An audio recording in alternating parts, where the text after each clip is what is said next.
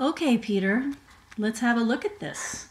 Keep in mind, this is just a rough idea. I wanted to sort of showcase some of the things we can do and just give you a sense of how this thing might look. So this is just a rough idea for a cover, some kind of combination of beautiful photography and type. Again, rough, some kind of maybe introductory page or something like that. And then we get to the photos. And the photos want to stand on their own, but have ways that you can get down deeper into a little more information. So you'll see in the upper right-hand corner is a little pull down that allows you to include a caption or a poem or a little bit of information or a quote or something like that that you might want to have as part of the photo, but you want to be able to say goodbye to it and just enjoy the photo for its own beauty. Here's another version of a similar thing, but this time we've got the Q being down in the bottom right-hand corner, that little red circle. Click on that, and up comes an area, again, for text of some kind, caption, poem, whatever.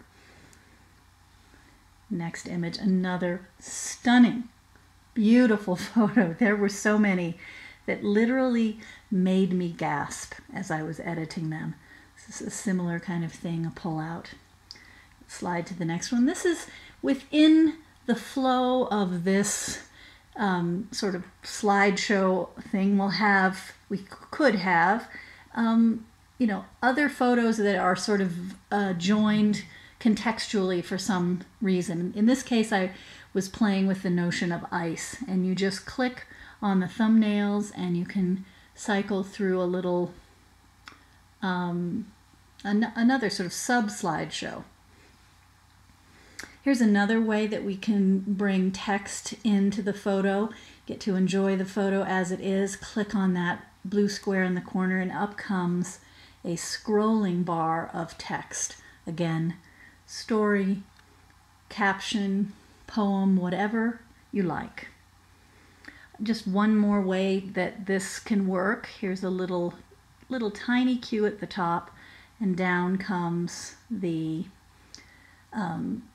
text area. Oops. Now, I know that this is not a textbook that we're creating, and so we don't need to have a lot of these kinds of things, but I do think for context, a map would be nice. And I love the fact that we can do a clickable map in this particular media. And so this one is just a little map of the region, and you can click on the various words, the map labels, and up comes a photograph of that peak or that area, whatever you choose, and you could include a little information about the area as well. So I've got just a few different mountains. These are obviously not your photos, quite apparent. They're not nearly as luscious, but anyway, I think that's a nice idea, and I think it's worth doing at least once. Another photograph, this one we cue in the upper right-hand corner, and up comes the possibility to hear your poem Balance. Click on that. It's a poem called Balance.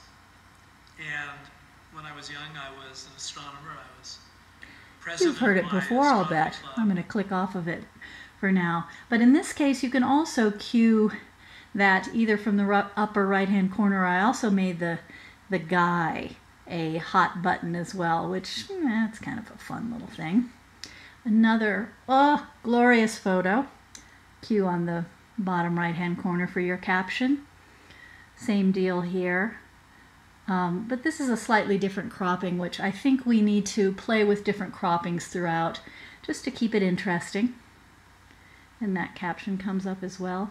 This again is another approach to those sort of little sub-slideshows that allow you to kind of group things and give them a greater context. This one I just played with the notion of sort of surface and the interesting aspects of surface. This is a iced branch shot and surface of a rock, and then this wonderful aerial view of the surface of farm fields. On the right-hand side, there's the option to include a greater amount of text. You can scroll down and have as much text as you would like. This is another beautiful photo, beautiful light. Some sort of way of cueing and bringing up text if you're interested. This is a slideshow within a slideshow.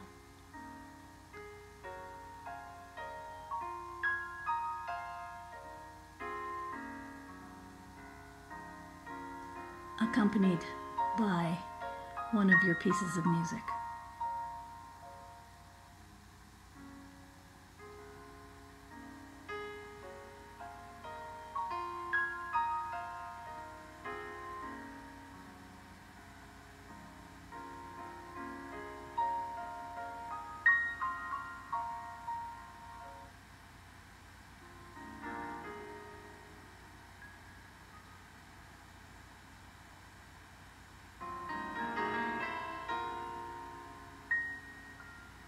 There you go, clouds being the theme of that.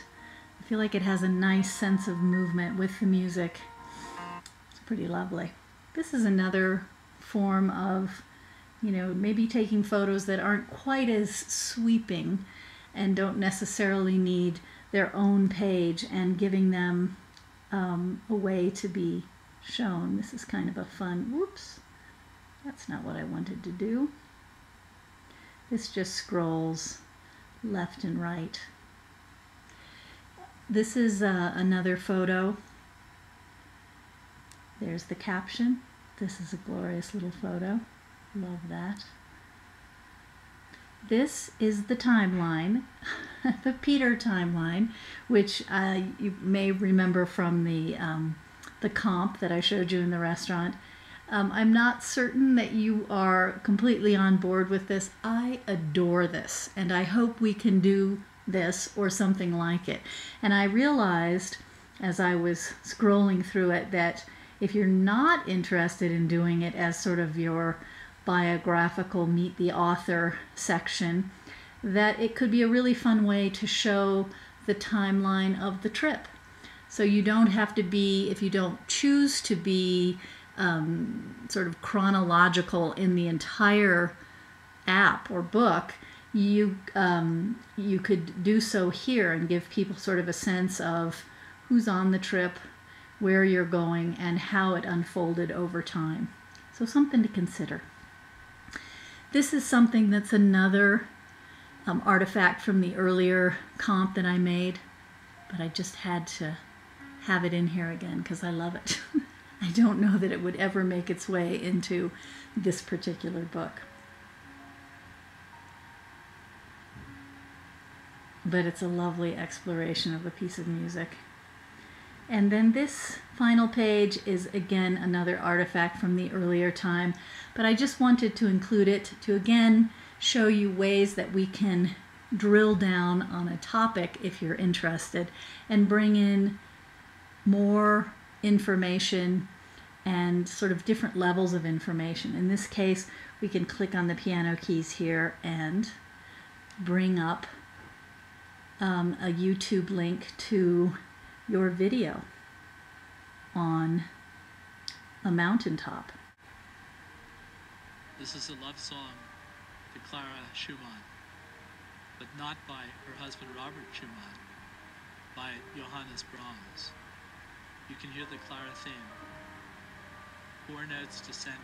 Oh, I love this. And in fact, and I could watch it again for the 15th time, but I won't.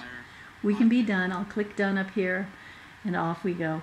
So there you go. That gives you a little mini tour of what kinds of things we can include in this.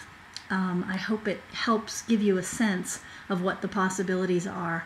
And now we can begin to form it with the real material and create, I think, something that's going to be truly stunning.